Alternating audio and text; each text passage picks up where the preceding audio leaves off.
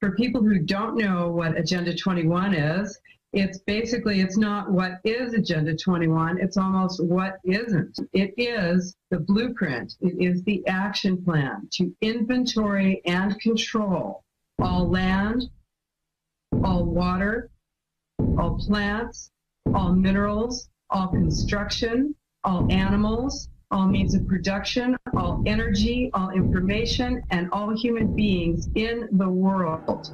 It is a completely comprehensive plan, it's global, and it's implemented. Globaux de l'ONU sous la loupe. Le 25 septembre 2015, les Nations Unies ont publié sous le nom de Agenda 2030 les 17 objectifs qu'ils veulent atteindre au cours des 15 prochaines années.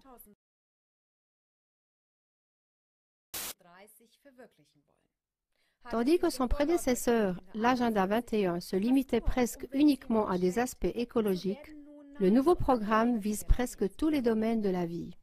Même si l'Agenda 2030 donne l'impression positive qu'il s'agit de prospérité, de paix et de justice sur une planète saine, en y regardant de plus près, on s'aperçoit cependant que tout n'est qu'un nouvel ordre mondial pour réduire tous les peuples en esclavage.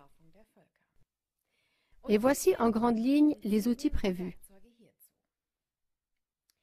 La centralisation des banques, l'abolition de l'argent liquide pour s'assurer un contrôle total de toutes les relations d'affaires, l'approvisionnement en nourriture régulé globalement par une minorité, surtout avec quelques grands groupes qui emploient principalement le génie génétique, l'interdiction de toute tentative d'autarcie, la suppression des contrôles nationaux sur les infrastructures et les ressources, en particulier les terres et l'eau, à force de privatisation dictée par le FMI, comme on le voit déjà actuellement en Grèce.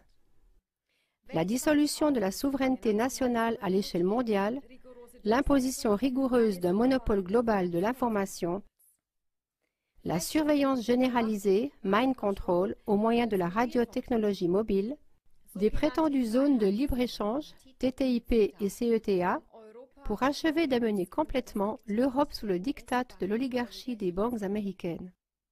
Des taxes forcées sous n'importe quel prétexte, par exemple dans le domaine de l'environnement, des réfugiés, etc.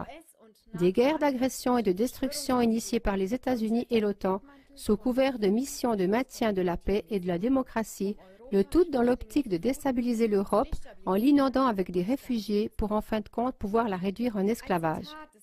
La citation de l'écrivain et journaliste allemand Ludwig Börne résume bien cela.